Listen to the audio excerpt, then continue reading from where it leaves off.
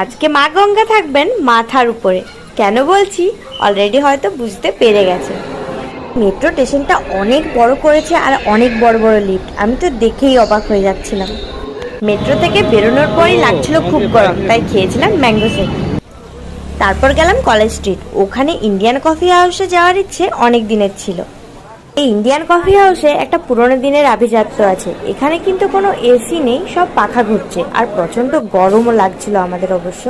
আর এই উপর থেকে আমরা নিচে যেহেতু কোনো জায়গা পাইনি তাই উপরে চলে আসতে হয়েছিল। আর উপর থেকে নিচটা বেশ সুন্দর দেখতে লাগছিল, যেমন টিভিতে দেখেছিলাম। আর এখানে বসে বসে আমার বরের ঘুম পেয়ে গেছে। যেহেতু এটা শর্টস ভিডিও ছিল তো ভিডিওটা এখানে শেষ হয়েছে, বাকি পার্টটা থাকবে নেক্সট ভিডিওতে।